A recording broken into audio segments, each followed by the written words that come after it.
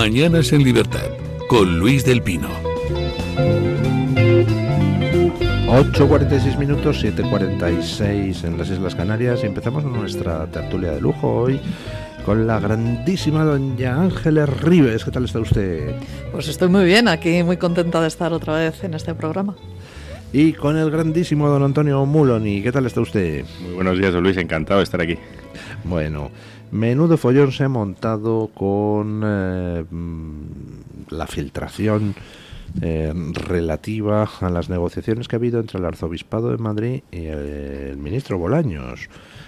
Básicamente negociaciones que han concluido con que la Iglesia le va a entregar el Valle de los Caídos al gobierno para que lo resignifique, para que lo transforme en un monumento a la manipulación histórica. Ayer el arzobispado sacó un comunicado diciendo que estaba consternado, no por lo que ha hecho, sino porque se hubiera filtrado. Pues ¿qué quiere que le diga? Bueno, el comunicado es tremendo. Lo primero es que confirma toda la información, no la niega en ningún momento. Lo principal es que compran la palabra de resignificación cuando es una profanación de un templo católico y confirman lo único que, según ellos, está a salvo, que es la parte de fuera, por ahora, siempre por ahora, y que se va a mantener una parte de basílica con una puerta nueva, es decir, van a también profanar físicamente el monumento para hacer una puerta lateral, trasera, por la que puerta entrar, de servicio. Sí, para poder entrar a rezar. Básicamente lo que va a ocurrir es que van a profanar una basílica, van a convertirla en un museo de buenos contramados, van a revertir el sentido del Valle de los Caídos, que es un lugar de reconciliación. Decía usted esta mañana que Franco no quería ser enterrado en el Valle de los Caídos, él quería ser enterrado con sus compañeros legionarios. Fue enterrado ahí, eso tampoco lo hizo. Por decisión de Arias Navarro y del rey de España, sí. Pero eso no lo hizo un lugar menos de reconciliación. Yo lo que no entiendo es que una cosa que dice el comunicado al final, el último párrafo del comunicado viene a decir, de manera casi literal, que el obispo de Madrid no tiene jurisdicción y que bueno, que se lava las manos, que esto es una cosa que no tiene que ser entre el gobierno y el Vaticano y que simplemente él es un pastor en la zona, por decirlo así. Y claro, en el Valle de los Caídos hay decenas de miles de católicos enterrados que murieron por su fe. Que la jerarquía de la Iglesia eso lo obvie para no confrontar con el poder terrenal, con el poder temporal de un ministro como Bolaños, que estaba en la profanación de la tumba de Franco, que estaba maltratando a los monjes del Valle y a la familia de Francisco Franco cuando estaban desenterrando. Intentaron que sin dignidad, pero se hizo de manera digna el cadáver. Pues hombre, no dice mucho, ¿no? No dice mucho de la jerarquía. Y a lo que vamos es eso, a la destrucción de un monumento de reconciliación, y más que del monumento, que es gravísimo, para empezar, quieren blanquear la cúpula, que es una obra de arte, quieren destruir el significado del Valle de los Caídos, que es el perdón entre los españoles, la reconciliación, y que sirva como ejemplo para no volver a una guerra fratricida, que es lo que busca este gobierno, volver a una guerra entre españoles. Yo más que creer que quiere volver a una guerra entre españoles, lo que creo es que quiere ganar la guerra que perdió. Pues eso es una manera. Bueno, no hace falta llegar a las trincheras cuando tienes todo el poder del aparato del Estado y de los medios de comunicación, porque no solamente se trata del Valle de los Caídos, es decir, este gobierno está reescribiendo la historia en los museos, está reescribiendo la historia en los contenidos pedagógicos de los colegios, este gobierno y sus socios, es decir, porque esto viene de mucho tiempo atrás. A mí me sorprende, primero, según qué actitudes, no acabo de entender esa laxa defensa que está haciendo la jerarquía católica ahora mismo, y tampoco acabo de entender el por qué se lavan las manos otras autoridades civiles, como pueda ser la Comunidad de Madrid. Al final, mira... Bueno, recordaba yo en las noticias un tuit, la verdad es que es el tremendo, famoso es tremendo. de Isabel Díaz Ayuso, donde en 2018 dice, haciéndose eco de unas palabras de Pablo Casado, que el único valle que le interesa es Silicon Valley, no el de los caídos. Dices, jolín. En ese tuit está todo el Partido Popular. Sí. Su votante, buena parte de sus votantes son católicos. Sí, creen que votando al Partido Popular votan una opción católica que respeta su fe, y el hecho es que no, que Isabel Díaz Ayuso, la presidenta de la Comunidad de Madrid, tiene la posibilidad de hacer bien de interés cultural el Valle de los Caídos. ¿Eso servirá o no servirá para hacerlo prevalecer y hacerlo inmune a las maniobras del gobierno? Pero hay que intentarlo. Y la respuesta de Isabel Díaz Ayuso ante esa opción es citar a Pablo Casado, a un señor del que ya casi no nos acordamos, diciendo que el valle que les interesa no es el de los caídos, sino el de Silicon Valley. Es una paletada absoluta propia del Partido Popular, no sé, de este arquetipo que en vez de hablar de los problemas reales de los españoles prefiere hablar de otras historias, y es un insulto no solo a los católicos, también a todos los españoles y en muy particular a los votantes del Partido Popular de la Comunidad de Madrid. Ayuso será dicho por activa y por pasiva, y se niega de manera categórica y de manera constante a intentar preservar el Valle de los Caídos. Eso sí, declaró bien de interés cultural la escolanía del Valle de los Caídos, es decir, el coro, que el coro puede cantar en el Valle de los Caídos o puede cantar en el estadio del Barça, ¿no? Bueno, no doy ideas porque Laporta es capaz de llevarlo para sacar pasta para... No, para eso allí ya tenemos la escolanía de Montserrat que ejerce perfectamente este trabajo. Mira, yo al final...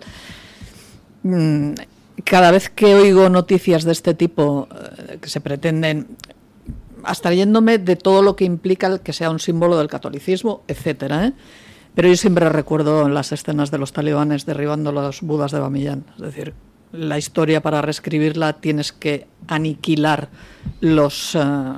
todo lo que hay presente de ella en estos momentos, y es en lo que está el gobierno.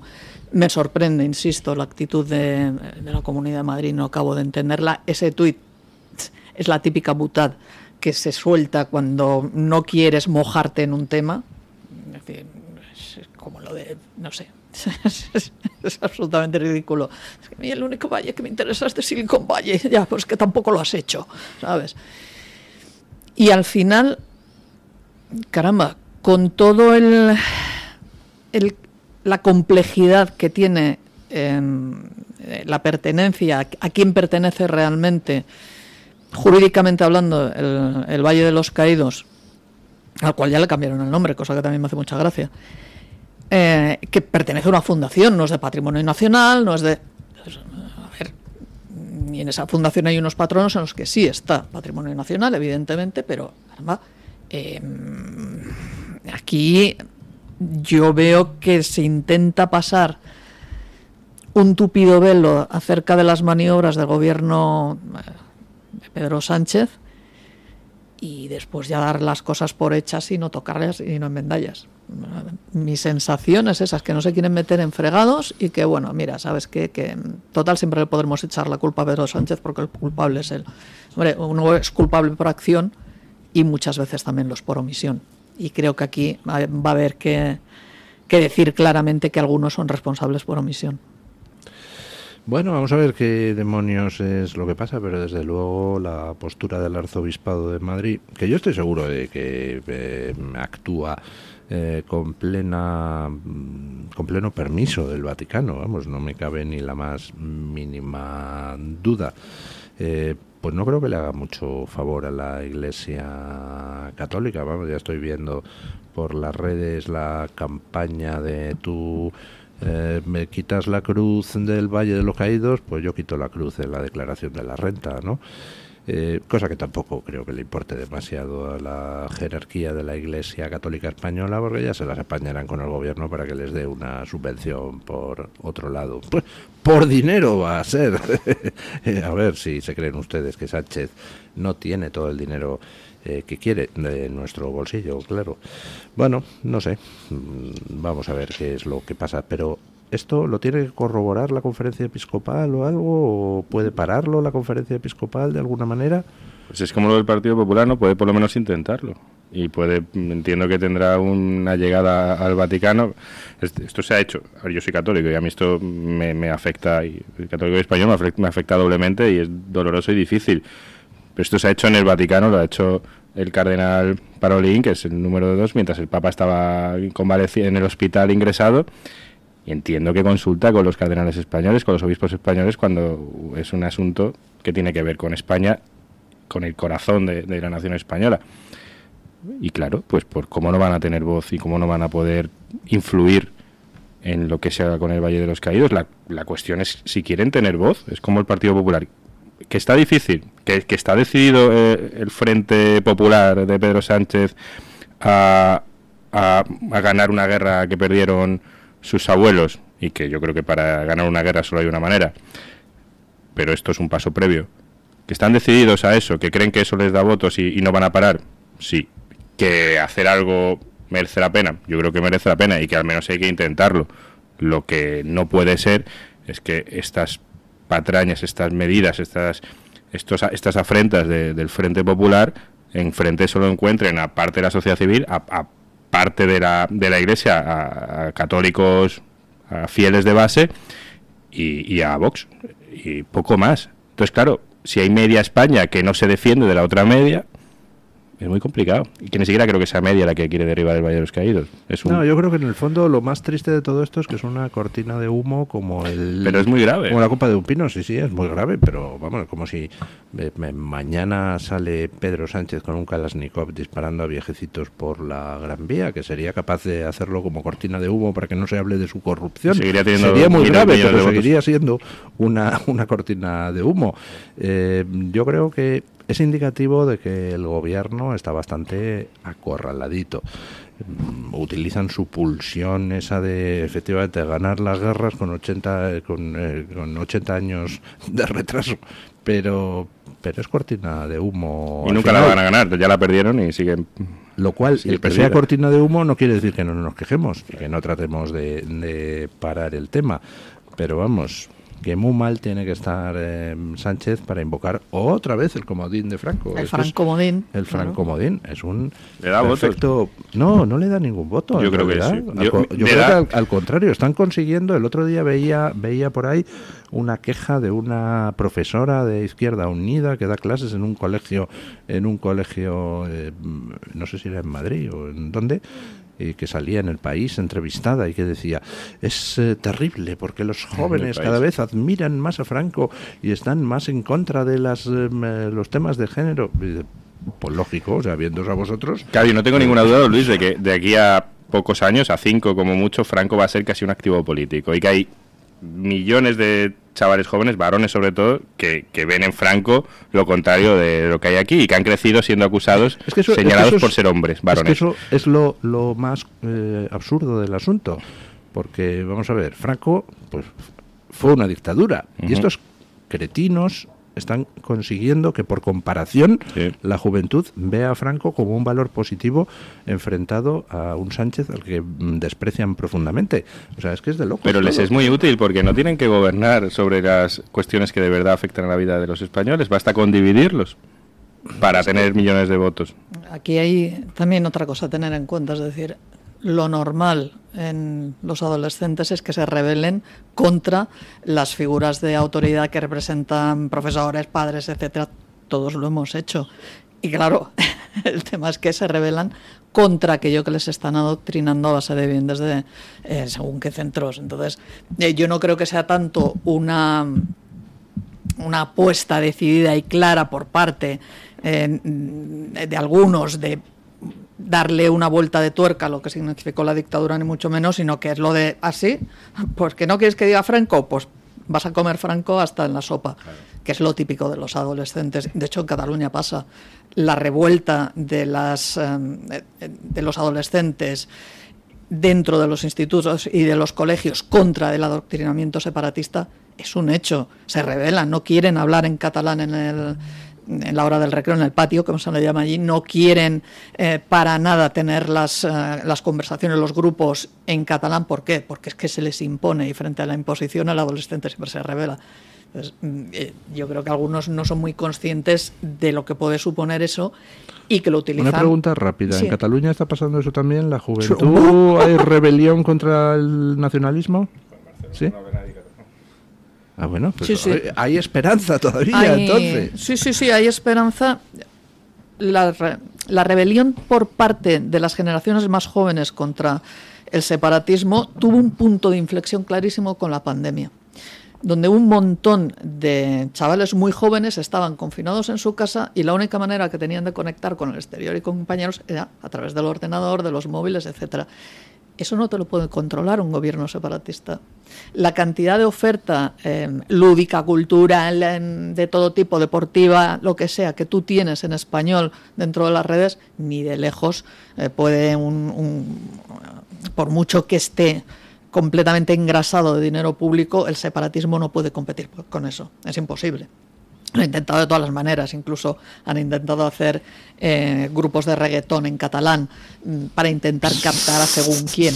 No lo consiguen. Entonces, tú le das a un adolescente unos profesores que le están dando la turra y la tabarra todo el día con el tema de que es que en casa tienes que hablar en catalán, con tus compañeros tienes que hablar en catalán, es que no sé qué, no sé cuánto. Le das un móvil y le das la oportunidad de hablar con chavales, no solamente de España, es que es de todo el mundo en español y va para allá como locos. Entonces ahí hubo un gran punto de inflexión y todo eso después se ha visto continuado, insisto, por una rebelión lógica entre los adolescentes y por un sentimiento de que a mí, ¿qué me vas a imponer turras? Que antes no existía. Hacemos una pausa publicitaria y cambiamos de tema. El Toro TV también es Radio Libertad. Cuestiones decisivas de la historia de España. José Javier Esparza analizará las grandes encrucijadas de la historia moderna. Claves ocultas del 23F, de Canalejas a Dato, Siglos de Oro, Leyenda Negra, la España virreinal. ¿Por qué hubo 3 guerras carlistas? La guerra civil, el fracaso de la República. Todo a partir del mes de abril. Entra en la web www.clubdeamigos.torotv.com, escríbenos un correo a clubdeamigos@clubdeamigos.org o llámanos al 91 616 2464. Repito, 91 616 2464. Porque juntos somos más fuertes.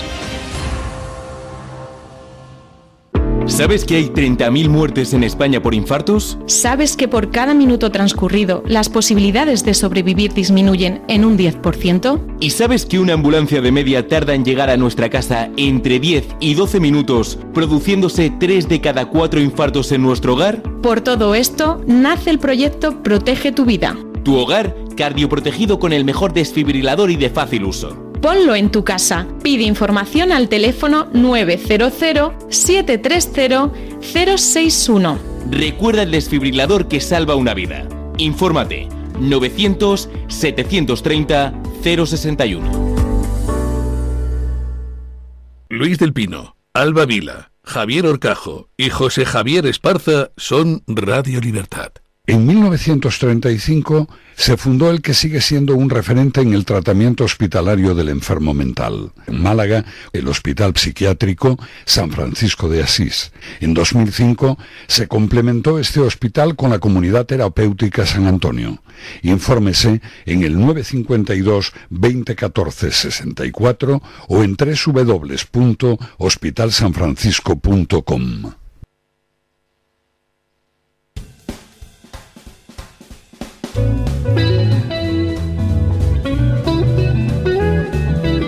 Mañanas en Libertad, con Luis del Pino.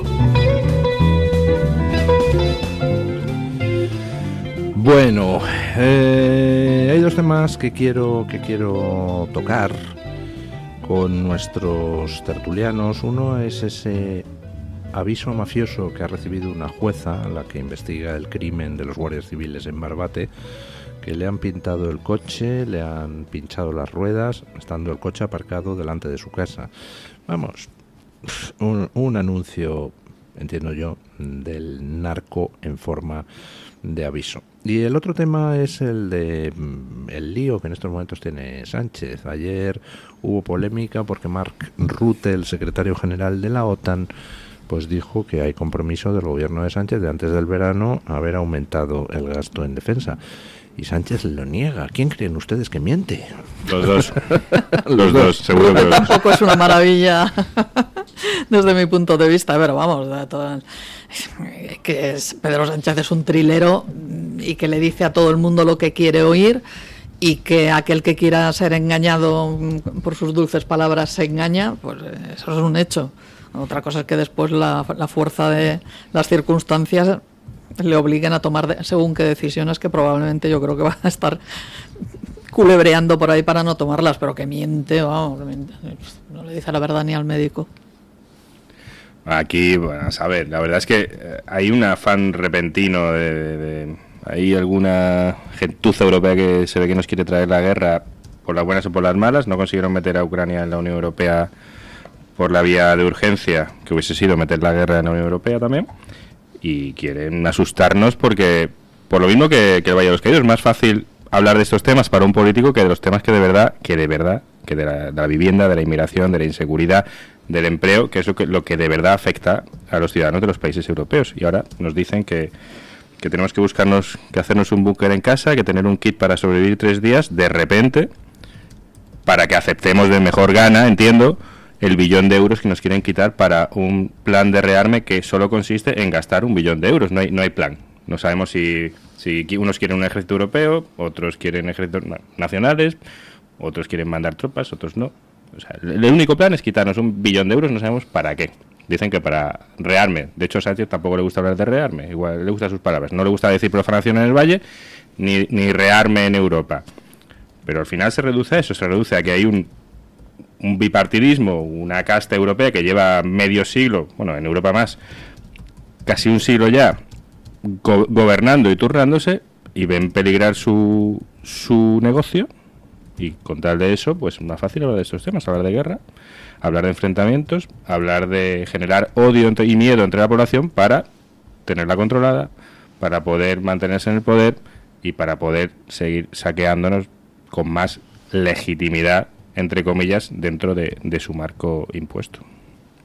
Yo voy a discrepar, es decir, yo no creo que estén queriendo traer la guerra ya ha venido. No, la guerra está en Ucrania. La guerra, no. Bueno, sí, la guerra está en Ucrania y la guerra está en las fronteras de Polonia ahora mismo. Aquí la guerra que tenemos es los atentados. No se interrumpan, don Antonio. Pretender que es una cosa que no nos afecta, que solo es cosa de unos ucranianos en sus desolados campos, creo que es un error enorme.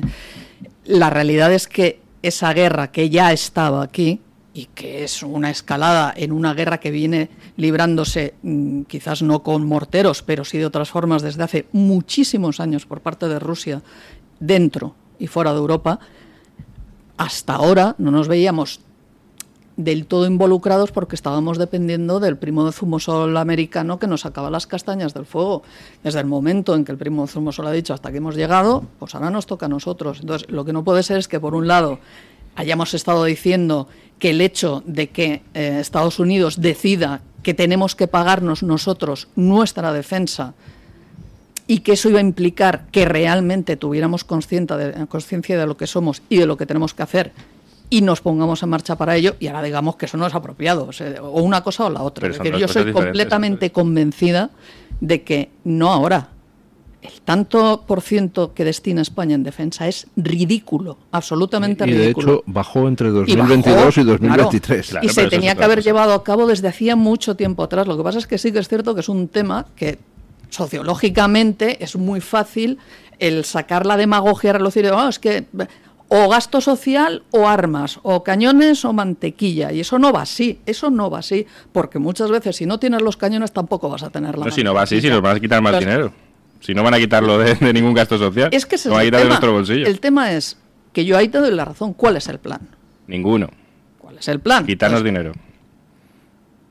¿Somos conscientes de que necesitamos tener nuestra propia defensa que nos garantice que si pasa cualquier cosa, oye, pues vamos a estar protegidos? ¿Sí o no? Desde mi punto de vista, sí. ¿Eso qué implica? Pues implica un aumento brutal en el gasto, no en defensa, en ofensa, que significa tener armas, tener tropas preparadas, tenerlas bien pagadas, tener... Todo eso se tiene que tener, sí o sí. Y aquí la gran pregunta es cómo lo vamos a llevar a cabo. Yo lo de la propuesta del ejército europeo de Pedro Sánchez, eso es una memez. O sea, no se lo cree ni él. Lo que pasa es que él lo que quiere es que Europa nos pague la fiesta como con los Next Generation, porque lo que no quiere es enfrentarse ni a sus socios ni a buena parte de su votante y decirle, oye, pues vamos a tener que recortar. Yo creo que, vamos a ver, España, pues, ¿cuál es su enemigo y cuáles son sus aliados? Sus aliados son la OTAN, está claro. ¿Cuál es su enemigo? Pues puede ser Rusia, puede ser China, puede ser Irán, puede ser Marruecos, puede ser quien sea.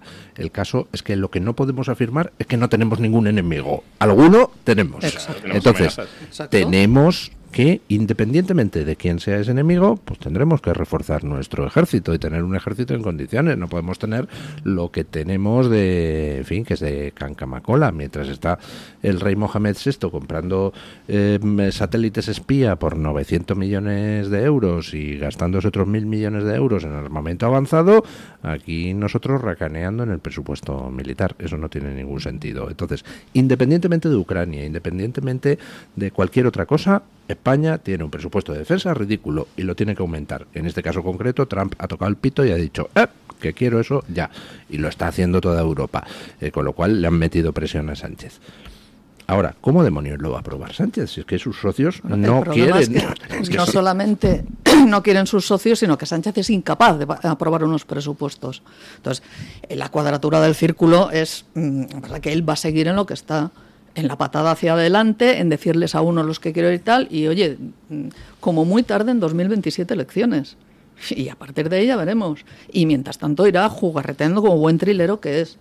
Ahora, eso lo que hace es que primero se retrase todas las decisiones que se tenían que haber tomado ya hace mucho tiempo, se van a seguir retrasando, se van a enquistar una serie de situaciones muy complejas con unos socios que hasta ahora lo eran y ahora ya no puedes tener claro si lo son o no, y con otros posibles socios que te van a exigir.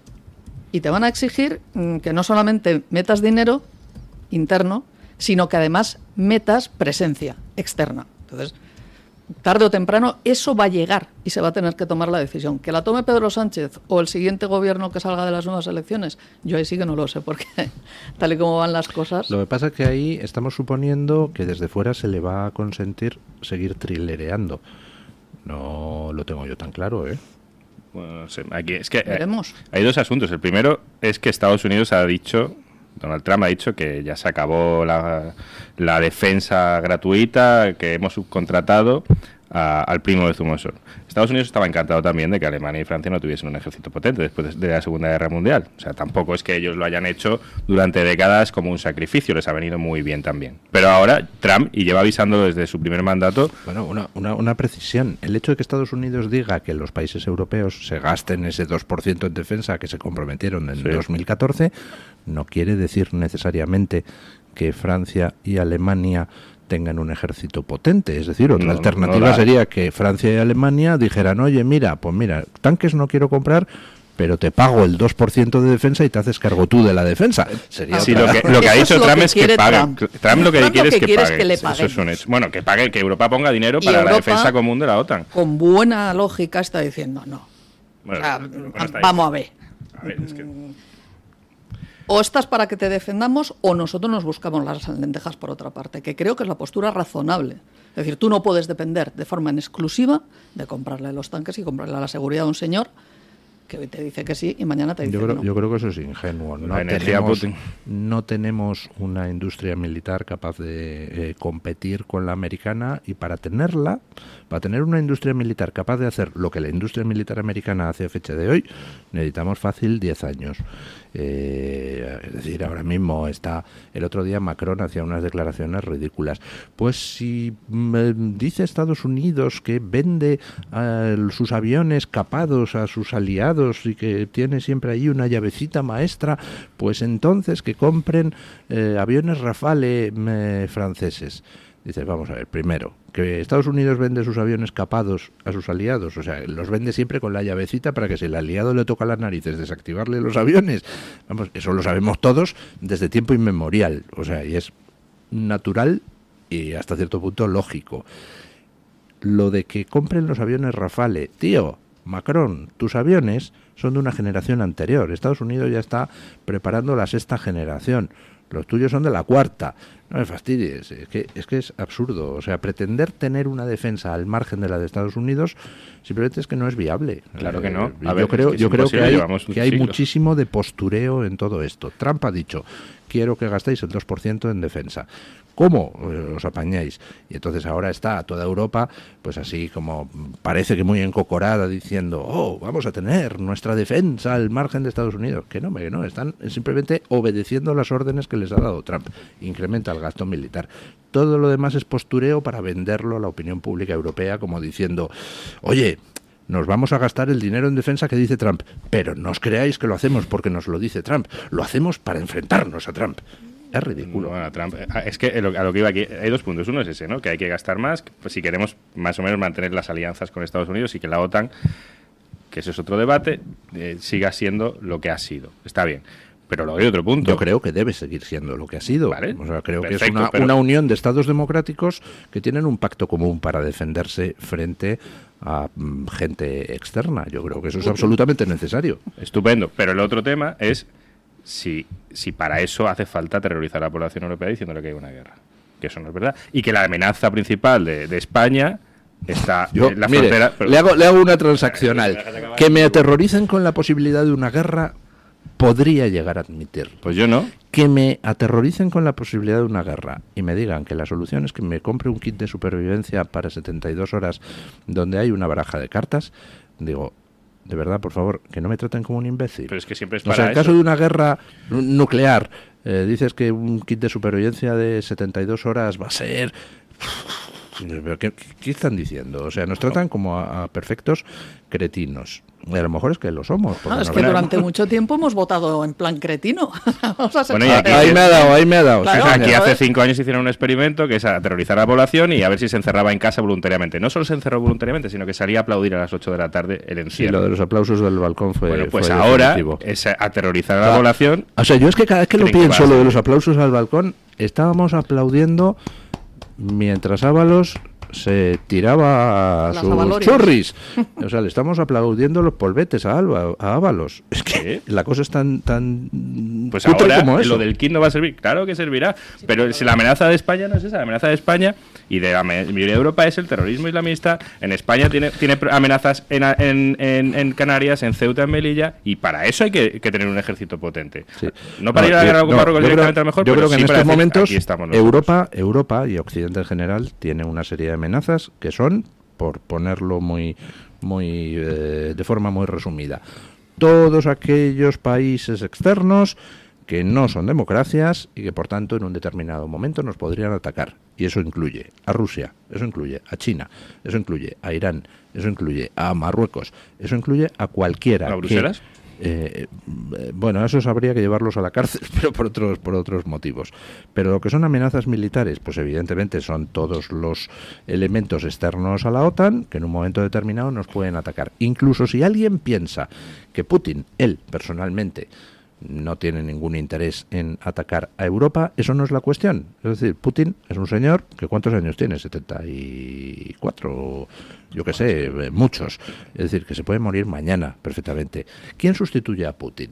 ¿Le sustituye un tío que se llame Puturrún y que podría querer invadir a Europa? Pues no lo sé.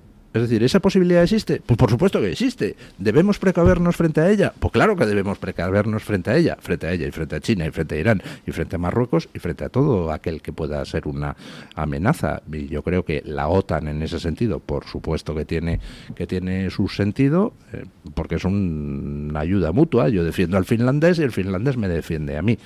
Ahora, yo pondría una condición. Quiero que defiendan a Ceuta y a Melilla, leches, porque si me atacan en Ceuta y Melilla no estoy defendido por los finlandeses. Claro, es que dejar fuera del paraguas OTAN a Ceuta y Melilla, bueno, pues en su momento quien lo negoció se cubrió de gloria, por no decir otra cosa. Pero la realidad es la que es. Evidentemente que Putin tiene una fecha de caducidad, pero si alguien cree que no está todo previsto con el sucesor y cómo van a continuar los mismos planes que se llevan, insisto, produciendo desde hace décadas de la misma forma, es estar fuera de la realidad. Pero eso tampoco es tan categórico, doña Ángeles. Fíjese usted lo que ha pasado en Rusia, a lo largo de los últimos decenios. ¿Quién sustituyó a Gorbachev? Un señor que se llamaba Yeltsin, que cogió y, bueno, pues sentó las bases para que la Unión Soviética saltara por los aires. Es decir, que depende mucho de las personas. Y que colocó a Putin. Que colocó a Putin, pero ya hemos llegado... Y que no hizo nada para cargarse con todas las oligarquías que existían en la Unión Soviética y que son las herederas directas y que están manejando ahora mismo la Federación Rusia. Sí, pero fíjese que lo de Putin, hay una diferencia entre Rusia y China, y es que lo de Putin es un régimen mafioso, un régimen de oligarquías corruptas, ¿no? Las oligarquías corruptas pues no tienen ideología, es decir, no dicen, pues me voy a expandir por el mundo y voy a machacar a todo aquel que no sea ruso. Las oligarquías corruptas a lo que van es a saquear. Entonces, con las oligarquías corruptas se puede negociar mucho más fácilmente que con un partido único, tipo el Partido Comunista Chino, donde sabemos que mañana muere Xi Jinping y le sustituye otro del Partido Comunista Chino, que como es una organización férrea, pues será igual otro peligro ideológico. Es decir, que sin que deje de existir el peligro ruso, porque evidentemente existe, a mí me parece mucho mayor el otro peligro, el peligro chino. Rusia, yo puedo concebir que se muera Putin y que de repente le sustituya a otro que diga, oye, pues vamos a llevarnos bien con Occidente. Fíjate, yo no lo veo. China no. Pero lo que sí veo es que la manera de hacernos la guerra, vamos a llamarlo así, de los rusos y de los chinos es muy distinto. Los chinos se han dedicado a comprar, porque les sale más barato. Saben que es muchísimo más sencillo poner los fajos de billetes encima de la mesa a según quién y consiguen sus objetivos. Hombre, y lo estamos viendo aquí en España, Rusia no. Y Rusia también. O sea, vamos, es que Rusia ha comprado políticos europeos a cascoporro. Y China. Sí. Y China, o sea, ese es el gran problema. Lo que pasa es que además Rusia tiene una política de recuperación de todo ese Lebensraum que, según Putin, merecen tener, o bien por la vía de los hechos, o bien por la vía de tener repúblicas títeres, como es la bielorrusa, mientras que China, en ese aspecto, fronteras hacia nosotros, no va a suceder, pero sucede de otra manera. La posición de dominio china en los puertos españoles es de escándalo. De escándalo. Si los chinos nos dominan los puertos, apañados vamos. Claro, es que ese es el grave problema. A base de morteradas de dinero. Rusia no nos domina las redes logísticas. Rusia, pues, es un país enorme, con mucha gente, con potencia nuclear, pero Rusia es una risa económica comparado con China. Y el ejército ruso es una risa comparado con el ejército chino. O sea, no solo es infinitamente más pequeño, sino que además, pues, Putin no tiene las reservas de hombres que tiene China. O sea, tiene muchas, pero lo de China ya es la monda. Y China nos controla en estos momentos muchísimos minerales estratégicos, muchísimas rutas logísticas, y China, si mañana... Y lo vimos durante la pandemia, donde se cortó el comercio con China. ¿Y qué pasó? Desabastecimiento en algunos tipos de cosas. Bueno, pues si dejamos que la cosa continúe así, China toca el silbatillo y nos deja en bragas en 3 minutos. Putin no puede hacer eso. Rusia, pues figúrese usted hasta qué punto es una potencia en decadencia, que 3 años no han conseguido doblegar a Ucrania. O sea, pero eso como lo ha hecho China. China lo ha hecho con nuestras reglas del juego. Con Xi Jinping va al Foro Económico Mundial, va a Davos y es recibido entre vítores por todos los gobernantes europeos. Europa hace unos pocos años era el 25% del comercio mundial, la Unión Europea. Ahora es el 15%. ¿Cómo ha conseguido eso? Hombre, a base de asfixiar a los trabajadores europeos, a los empresarios, a los agricultores, a los ganaderos desde dentro. La Unión Europea es el primer cártel de la historia que está hecho para estropear la vida de los que forman parte de ese cártel, para autodinamitarse, y favorecer a los de fuera. Sí. Entre ellos, sobre todo, a China. China ha construido en África infraestructura cuando Europa la dejó, se fue. La dejó de la mano de Dios. China llegó antes que nadie a construir trenes, puentes, carreteras. Claro, China controla el paso del Mar Rojo, China controla el sur de África, el centro de África, parte del norte, el Sahel.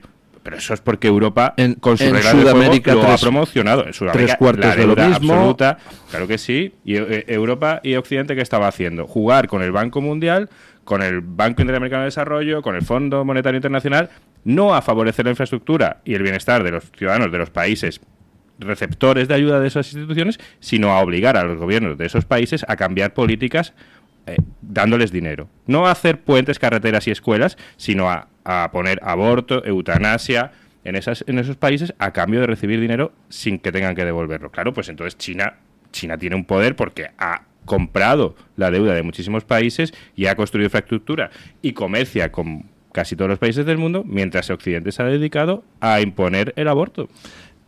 Occidente se ha dedicado a una cosa curiosa, y es que el caso alemán a mí me tiene maravillado. Era el motor industrial europeo.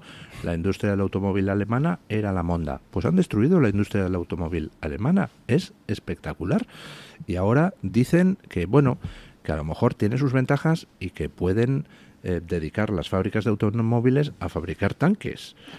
Yo la última vez que pusieron a Rheinmetall a fabricar tanques, Alemania invadió Polonia, o sea que yo me echaría a temblar, pero es que es todo absurdo, o sea, no tiene ningún sentido lo que Europa se ha hecho a sí misma. No lo tiene, si en eso estamos de acuerdo, pero una vez ya hemos llegado a esa conclusión, que aquí se ha hablado eso desde hace mucho tiempo atrás, habíamos llegado a esa conclusión, ahora habrá que empezar a poner las bases para cambiar el tema. Sí, yo soy partidario de que Europa se gaste el dinero en defensa que tiene que gastarse, claro que sí. Y en muchísimas otras cosas. Y también hay que empezar a poner pie en pared frente precisamente a esas posiciones de preveniencia de los chinos en según qué sectores. Sencillamente. Y hay que empezar a decir que los satélites no pueden estar controlados por aliados que no son fiables y que probablemente tendremos que tener nuestros propios satélites. ¿Cuántos satélites tiene España que provean a la industria de defensa? Pues habrá que hacer un planteamiento con eso también, y como con eso con muchísimas cosas. Es decir, vienen tiempos que yo creo que van a ser muy complicados, en los que va a haber que tomar decisiones, y evidentemente de lo que no quiero ir a hablar Pedro Sánchez y los suyos es de lo del colchón social y el gasto social, y eso va a tener que tocarse sí o sí, entre otras cosas porque aquí metemos en gasto social una cantidad de sinvergonzonerías brutal, y eso se tiene que acabar, y hay que decirlo, y tenemos que empezar a tener una política de fronteras muy clara y muy contundente, tenemos que empezar a tener una política de exigencia a los posibles aliados muy clara y muy contundente, y si no responden, pues hay que tomar decisiones, y serán decisiones difíciles. Pero yo creo que la época de la Pax Europea, que en la que solamente se dedicaba Europa a recibir buenas morteradas de dinero para regular, creo que eso se ha acabado. Bueno, muy interesante el que ayer en el Parlamento francés se aprobara, a iniciativa del Frente Nacional francés, derogar todas las zonas de bajas emisiones en Europa. Estoy que no quepo en mí de gozo. Pausa publicitaria y lo comentamos, como también alguna otra cosa. Por ejemplo, como hay tambores de guerra, pues en Dinamarca las mujeres van a tener que ir a la mili. Toma ya. El Toro TV también es Radio Libertad. ¿Tu piel ha perdido firmeza? ¿Tus articulaciones están más rígidas? La fórmula de Aminopac contiene aminoácidos precursores del colágeno y vitamina C necesarios para la salud de tu piel, huesos y articulaciones. Dale a tu cuerpo lo que necesita para producir colágeno con Aminopac. Pídelo en tu herbolario o farmacia o visita ahora mederinutrición.com. Escápate de Madrid. Ven al restaurante El Torreón en la cima del Monte del Pardo. Las mejores carnes y pescados desde 40 euros, vino incluido. Carne picaña brasileña y lomo de buey auténticos. Disfruta de su famosa paella con langosta y de grandes vinos y licores en sus amplísimos salones climatizados y terrazas. Cocina abierta de 11 de la mañana a 1 de la noche. Parque infantil, gran parking. Restaurante El Torreón. Naturaleza a 10 minutos de Madrid. Reservas en restauranteeltorreón.com. La doctora Margarita Esteban, especialista en medicina estética desde hace más de 25 años, llega a Madrid con el revolucionario tratamiento Endolit para el rejuvenecimiento facial y corporal. Elimina grasa y tensa tu piel con la tecnología láser Endolit, sin necesidad de quirófano, sin baja de recuperación, con resultados en una sola sesión. Visita a la doctora Margarita Esteban en la clínica Sandra Oliveira en Antonio de Maura 7, El Retiro, o agendando tu cita de evaluación en el 689 707 317. El restaurante El Torreón está de moda. Vende copas a la cima del Monte del Pardo. O disfruta platos como la auténtica carne picaña brasileña. Y los mejores pescados y carnes como el lomo de buey auténtico. Cocina abierta de 11 de la mañana a 1 de la noche. Disfruta de su famosa paella con langosta y sus 7 amplísimos salones climatizados, grandes vinos y licores. Parque infantil, gran parking. Restaurante El Torreón. Naturaleza a 10 minutos de Madrid. Reservas en restauranteeltorreón.com.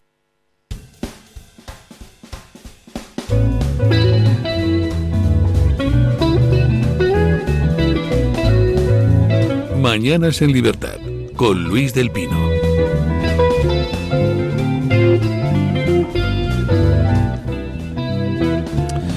Bueno, pues eso, en Dinamarca acaban de anunciar que ya con carácter inmediato, porque lo estaban comentando, las mujeres van a tener que ir a la mili, obligatoriamente.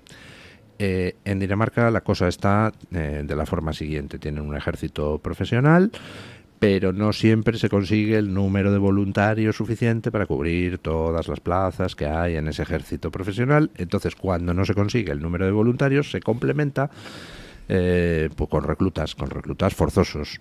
Todos los hombres daneses tienen que pasar sus exámenes médicos y están ahí en la lista, y se hace el sorteo y a dar barrigazos. Bueno, pues ahora van a tener que hacerlo también las mujeres. Hemos llegado a la igualdad, por fin, ¿no?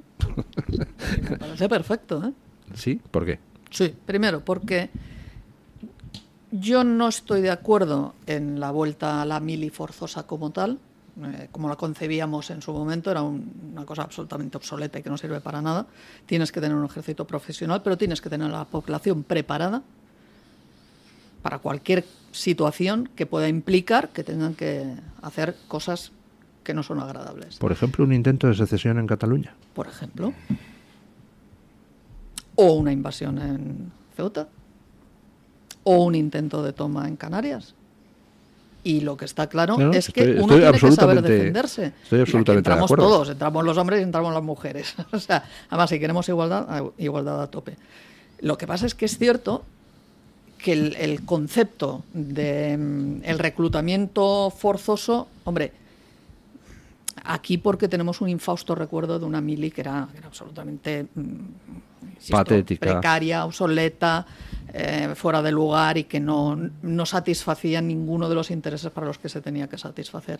Pero puede haber modelos en los que sí se haga. Y yo soy partidaria de que se empiecen a debatir, a proponer y a la larga a implementar esos modelos. Y esos modelos pasan porque una persona de una edad determinada, primero de forma voluntaria y en según qué épocas, vaya a hacer unas instrucciones que no tienen por qué durar mucho tiempo, pero que sean capaces de darle la instrucción básica para poder defenderse y seguir unas pautas en caso de conflicto.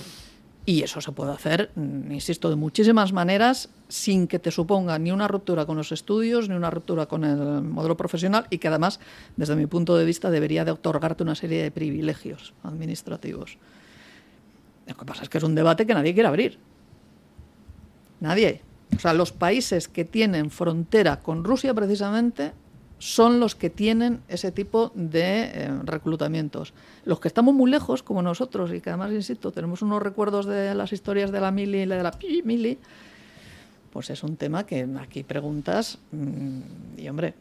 Lo que pasa que es que eso, pues de nuevo entra el postureo. Es decir, una cosa es que uno diga, no, las necesidades del mundo exigen que estén preparados los españoles para la guerra y para ser movilizados rápidamente en caso necesario. Si eso es así, entonces eso implica que deberíamos volver a la mili obligatoria para tener preparados a todos los españoles, pero lo del sistema danés me parece una risa y un postureo. Dices, tengo un ejército profesional y solo cojo y complemento el límite del ejército con reclutas cuando no tengo suficientes voluntarios. Entonces eso quiere decir que sacas a unos cuantos reclutas, entonces esos a lo mejor aprenden a dar barrigazos, claro, y pegar tiros, pero el resto de la población no, con lo cual no... El sistema danés es ese, y es en el que yo no estoy de acuerdo. Es decir, tú tienes que tener un ejército profesional. Hoy en día, pensar que un soldado puede salir de un reclutamiento, bueno, lo estamos viendo en Ucrania, sí, pero pasa lo que pasa. Es decir, tú necesitas tener un ejército profesional, que son los que al final llevarán a cabo las operaciones. Pero luego tienes que tener a la población formada en defensa. Incluso no solamente para el caso de que haya un conflicto armado, sino también para cuando haya una serie de catástrofes. Porque es que aquí nos llevamos todas las manos a la cabeza. Yo soy la primera que me he reído de lo de la mochila y del kit de supervivencia, porque es una ridiculez como está planteado.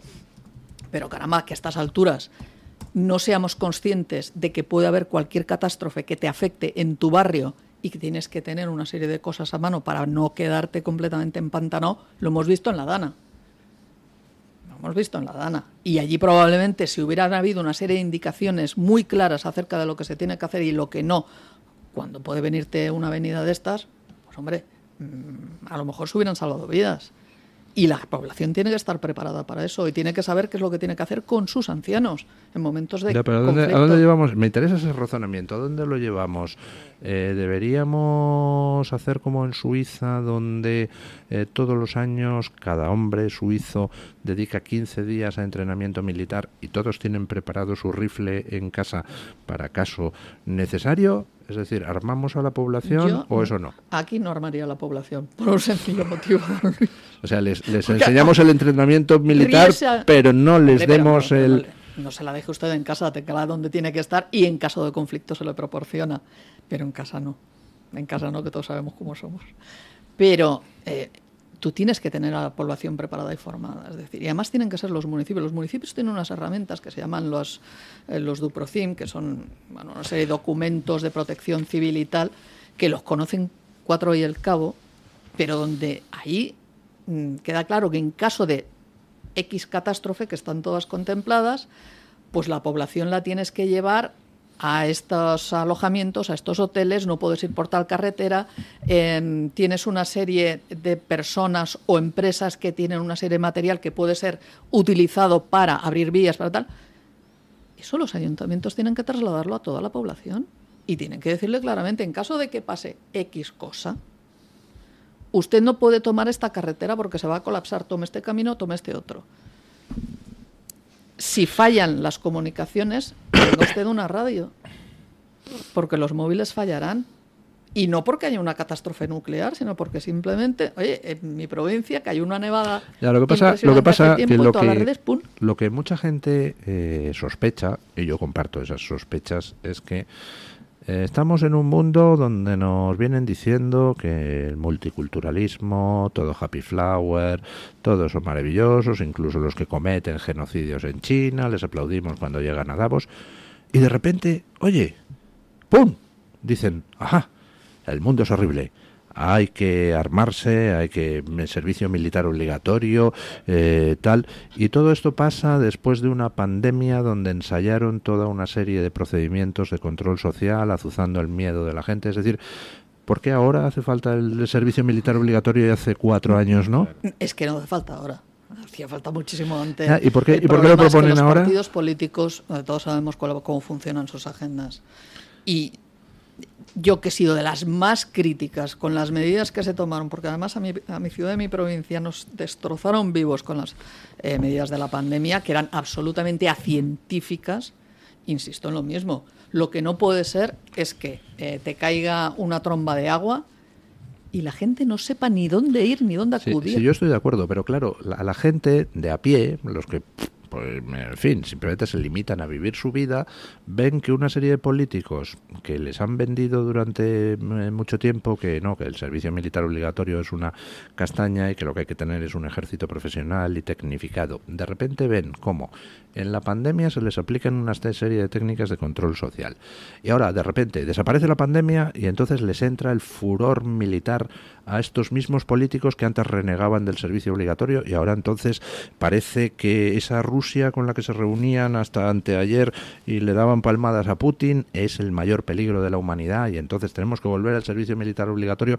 Usted comprende que mucha gente piense que en realidad todo esto es una filfa, todo esto es una escenificación y todo esto es un querer utilizar otro miedo, ahora que ha desaparecido el de la pandemia, para aumentar las herramientas de control social, ¿no? Lo que tiene que tener en cuenta ¿Entiende usted que alguien sospeche el eso? ciudadano medio es que el político es un animal oportunista y que está allí donde ve que puede sacar mayor tajada de lo que sea. A mí no me cabe la menor duda de que, como ha pasado con los fondos Next Generation, a través de la pandemia, esto se va a convertir en un ejercicio de saqueo bastante interesante. No me cabe la menor duda de que vamos a empezar a ver cómo habrá ayuntamientos que ofrecerán por una módica cantidad el colocar en centros cívicos, etcétera, los kits de supervivencia que habrán sido comprados a ciertas empresas que los pondrán en una maletita muy mona y muy vistosa. Ya, a mí eso no me cabe la más mínima duda.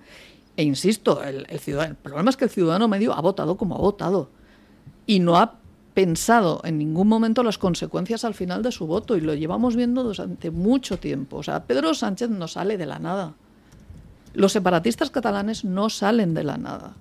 Todo esto lleva muchos años en ebullición y ha sido en buena parte, por una dejadez del votante racional que se ha dejado llevar primero por la visceralidad, cosa que es normal en unas elecciones, y después por una desidia a la hora de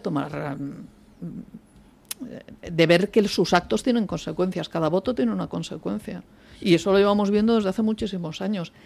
La desidia de las autoridades públicas y de los votantes que han puesto a esas autoridades públicas lo hemos vivido en Cataluña, se ha vivido en el País Vasco durante muchísimos años. Y todo eso trae consecuencias. Estamos hablando ahora de las amenazas. Pero no me ha respondido usted. Mi pregunta muy concreta es, ¿usted se cree que de verdad que los políticos que están ahora hablando de tambores de guerra y la amenaza rusa lo hacen porque que de repente se han dado cuenta, después de haberle dado todas las palmadas a Putin y haberle comprado todos los hidrocarburos del mundo en los últimos 3 años, de repente se han dado cuenta de que Putin es muy malo? ¿O en realidad están utilizando el tema como excusa porque lo que necesitan es algo con lo que seguir imbuyendo el estado de miedo en la población para, no para robar, que también, sino fundamentalmente para imponer medidas cada vez más autocráticas? ¿Usted qué cree? Pues entonces tendremos que tener mucho cuidado y aceptar la parte de cierto que haya en los temas, es decir, por supuesto que Europa tiene amenazas externas, incluida Rusia, claro que sí, por supuesto que Europa tiene que gastarse dinero, pero vamos, que estos políticos les importa un bledo Europa y de hecho son también una amenaza para Europa, yo creo que es la principal. De hecho, si queremos dar una vuelta, si queremos que el ejército sea un ejército y no una ONG que va allí solo donde hay catástrofes y que los países se defiendan, tendremos que darle una vuelta al paradigma en el que vivimos, que está basado, por un lado, en que las naciones no se defienden de sus amenazas ni externas ni externas. En Occidente las naciones no se defienden. No desde luego España no. España es el paradigma. No logramos ni que el Estado exista en Cataluña como para defender las fronteras. España es el paradigma y los militares están para cuando hay catástrofes, básicamente. Eso sería un cambio de paradigma. Otro sería, en el que está basado también todo esto, que es esquilmar, expoliar a la gente que trabaja para darle ese dinero a castas políticas, empresariales y mediáticas que viven a nuestra costa. Eso también hay que cambiarlo. Pero es que si queremos cambiar el paradigma, no podemos ponerlo en manos de los mismos que llevan medio siglo robándonos a manos llenas. No es creíble, como dice usted. Lo de la mili, pues podría ser una opción, la vuelta de la mili, pero bueno, la mili de nuestro sistema es el Erasmus. ¿La mili qué es, no? Aparte de un servicio que se le da al Estado y que el Estado, una formación que da al Estado a sus ciudadanos, obligatoria, es una transmisión de valores. La transmisión de valores de nuestro tiempo es el Erasmus, que es irte a pasarte vacaciones a costa del erario público, de los trabajadores de la Unión Europea, a una ciudad muy bonita, a una universidad, a probar fácil y a hacer lo que te dé la gana. Y esos son los valores que transmite la Unión Europea a sus jóvenes ciudadanos. Pues claro, estamos en eso. Y es muy complicado que pretendamos cambiar el paradigma poniéndolo eso, que von der Leyen de repente, que promueve, es la cara visible del mayor enemigo de Europa, que promueve el Erasmus, ahora de repente vamos a promover valores nacionales, valores de esfuerzo, de jerarquía, de respeto. Hombre, yo creo que deberíamos, ¿no? Pero eso va a hacer la Unión Europea. Esta Unión Europea. Esta Unión Europea quizá no. A ver, es imposible. Partamos de una base. Es decir, es que hablamos de la Unión Europea, hablamos de nuestros gobiernos como si fueran algo completamente ajeno a nosotros. Somos nosotros quienes les hemos puesto allí. Tengo mis dudas. Nosotros votamos a los que nos ponen. Oiga, aquí de momento seguimos estando en un sistema democrático en el que usted vota cada 4 años y coloca gobiernos. Y esos gobiernos después escogen a sus representantes y lo que se tiene que hacer en política internacional y en política nacional. ¿Está usted diciendo que Sánchez nos representa? A mí no, lo siento. Lo siento, pero sí. No se debe a nosotros. Lo siento, pero no sí. se debe a nosotros. Lo siento. Es nuestro presidente del gobierno. Pero no con gran dolor de mi nosotros. corazón. Que no se deba es otra cosa. Bueno, pero lo hemos puesto allí. es recíproco. Es decir, hemos sido los españoles los que hemos puesto allí al señor Sánchez. Sí, por desgracia. Ya está. O sea, bueno, pues entonces ¿quién lo ha puesto? Sí, lo ha votado la gente. Pero es más allá que eso, es un sistema sociopolítico. Sí, pero ese sistema basado sociopolítico en otras cosas. se Da igual, cambia. pero si da igual que sea Sánchez, que es de izquierdas, que sea Macron, que es de lo que sea Trudeau, que es de lo que sea Conte en Italia, que sea Barack en Irlanda, son todos intercambiables, son exactamente lo mismo. ¿No votamos? No, sí, habrá que Yo votar a lo contrario. Ya está, pues habrá que votar a quien pueda cambiar eso según un programa que la gente previamente se haya leído, que no se los lee. Sí, da igual que se los lea, Sánchez no lleva claro. las cosas en el programa y las hace. Bueno, pero es que hay una parte de la población La guerra española no que no ha votado a Sánchez. Y tenemos que convencer a parte de la población española que ha votado a Sánchez por X motivos de que no es una buena opción.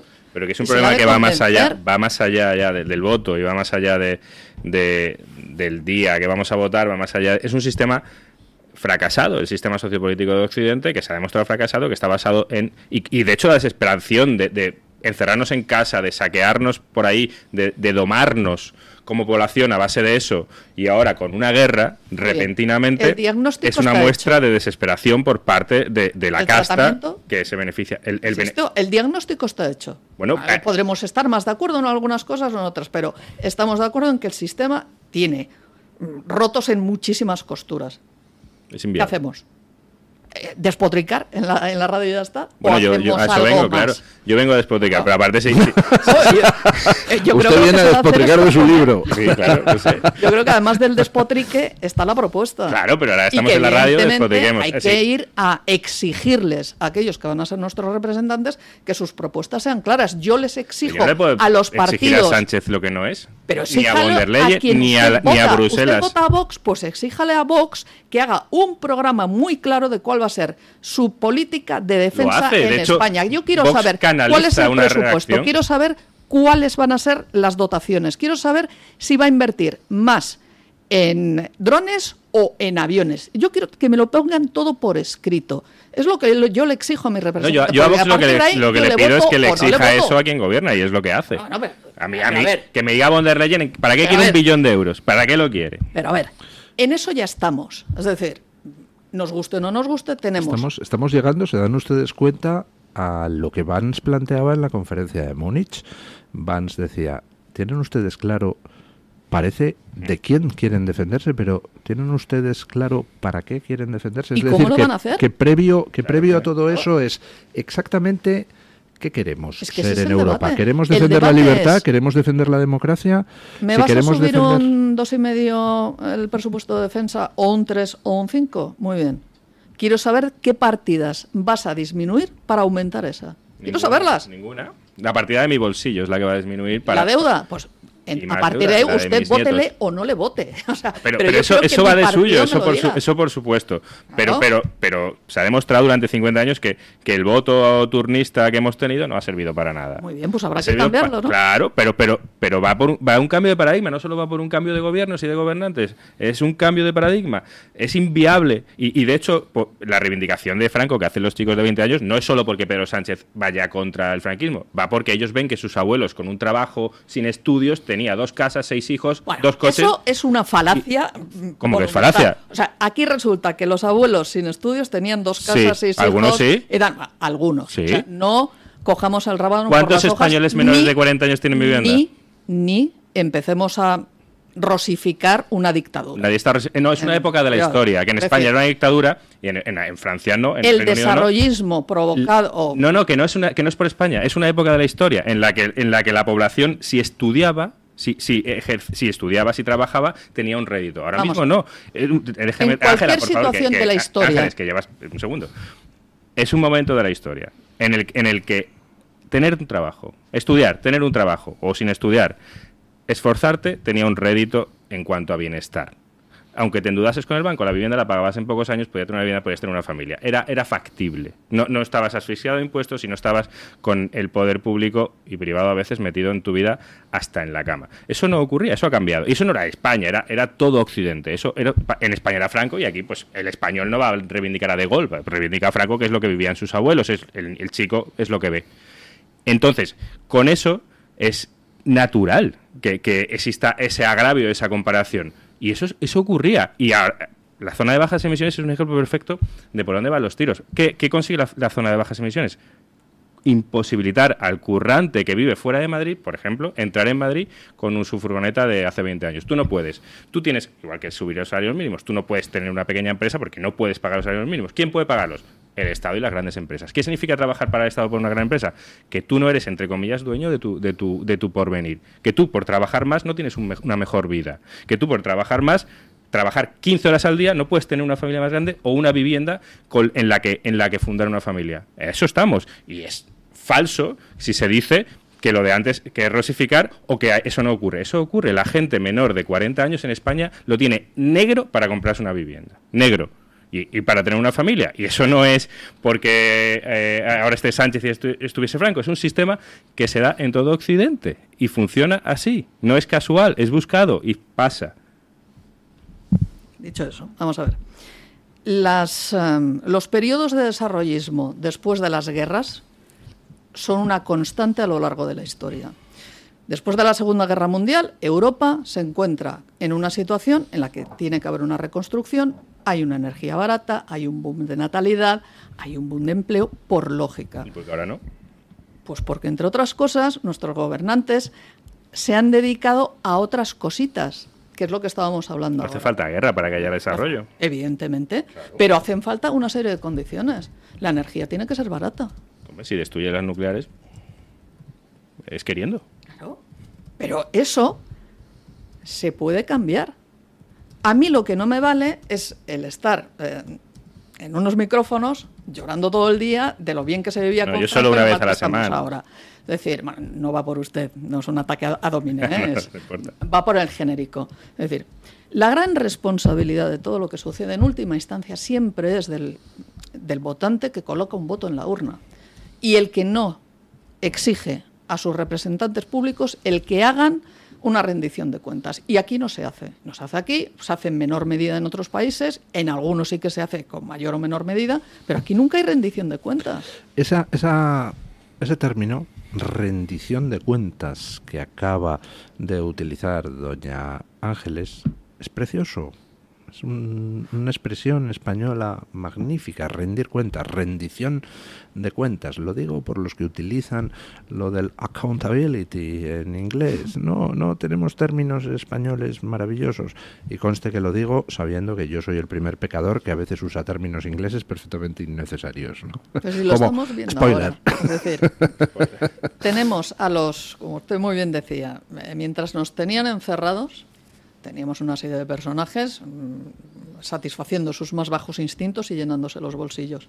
No ha habido la más mínima rendición de cuentas por parte de la ciudadanía española hacia esos gobernantes. No lo ha habido. Nos guste o no, eso es así. Y el problema es que yo tengo la sensación de que muchos de los votantes que sí que querrían hacer un castigo en las urnas a esta gente, mira a ver quién le puede ofrecer algo distinto y no encuentra a nadie que se lo esté dando. No lo encuentra. El índice de abstención es brutal. Brutal. Estábamos hablando antes a micrófono cerrado de cómo estaban las cosas en Cataluña, porque las cosas en Cataluña no se van a mover. Hay un trasvase de votos de Junts, Alianza Catalana y lo demás todo sigue igual. Y la abstención es descomunal. ¿Por qué? Porque ninguno de los partidos que ahora mismo están representados en el Parlamento de Cataluña, fuera de él, están ofreciendo soluciones. Bueno, es todo más de lo mismo. Alguno está silenciado. Es todo más de lo mismo. Si uno lee casi cualquier periódico y sobre todo los medios de lo llamado derecha sociológica y todo lo que reciben, pues por ejemplo de Vox, es que es extrema derecha, es que no son putinistas, mentiras, pues es normal que el votante, que bastante tiene con trabajar de sol a sol, cuando llega a casa no se ponga a investigar si lo que le cuentan los periódicos es una mentira. Pero yo ahí voy a discrepar en un sentido, es decir, yo en su momento también venía en una formación política que era acallada y silenciada sistemáticamente. Pero hay formas de llegar al votante que no son los medios de comunicación tradicionales. El problema es que eso implica un esfuerzo por parte de aquellos que tienen que llevarlo a cabo y el político, y lo digo con dolor de corazón por naturaleza, es bastante vago, no lo hace. No, en el caso de Vox, decir, precisamente ante el silenciamiento, claro, lo que ha hecho es lanzar medios de comunicación alternativos. Y hay que estar en las calles, o sea, no todo el mundo tiene esto o está dispuesto a esto. Tienes que estar en las calles, tienes que estar explicando, tienes que ir a los barrios, tienes que ir... Y eso se tiene que hacer en todos los municipios. Y es un trabajo ingente, donde necesitas mucha gente que lo haga por amor al arte, porque eso te cuesta dinero. Y, por ejemplo, el gran error que cometió Ciudadanos en su momento fue minusvalorar eso, que no lo cuidó y en muchos casos hasta lo despreció. Si no lo hubiera hecho, probablemente la debacle de Ciudadanos no hubiera existido. Se habría pegado un tortazo por malas decisiones, pero no estarían como ahora, que son unos zombies que están muertos, van andando si no son conscientes de ello. Y eso no se está haciendo en todos los sitios. Es verdad que Vox y en parte el Partido Popular hacen acciones de este tipo, pero lo hacen en unos sitios muy determinados. No están en los pequeños municipios. Los pequeños municipios son al final los que dan todo. Tiene 10 años Vox, es muy difícil llegar a... Sobre todo porque la estigmatización existe. Yo que conozco ¿Me lo dirá usted a mí? No soy usted, lo digo como que aquí hay más gente escuchándonos. Es difícil, conozco bien Vox Cataluña y hay que ser un auténtico valiente, igual que Ciudadanos en su día, para en ciertos lugares de Cataluña dar la cara por Vox. O por Ciudadanos en su día. Naturalmente. Claro, es heroico, sí, yo se lo reconozco, pero hay que estar. Son 10, claro, pero es difícil y igual que se puede exigir cosas a alguien a quien le pagamos el sueldo como Pedro Sánchez, pues yo a un ciudadano no le puedo exigir que dé la cara para que se la apartan. Yo a un ciudadano no se lo pido, pero si hay alguien que se implica en un partido político, hombre, eso lo siento, pero viene. No, pero es normal que cueste ir sumando valientes porque cuesta, porque es jugársela. ¿Me lo explica? Y poco a poco, pero si yo que no es contigo, Ángeles, ¿Cómo funciona eso? El problema es que si no se hace eso por parte de los partidos políticos, que está muy bien que tengan medios de comunicación alternativos, pero si no se está con la presencia en las calles, al final pasa lo que pasó en el País Vasco, que hay una diáspora brutal de gente y ya no quedan votantes para votar a esas opciones. Pero yo creo que en Cataluña y en el resto de España no hay día que no esté Vox con mesas informativas en todas partes. Son conscientes de lo que usted dice, que tiene usted toda la razón, pero lo hacen.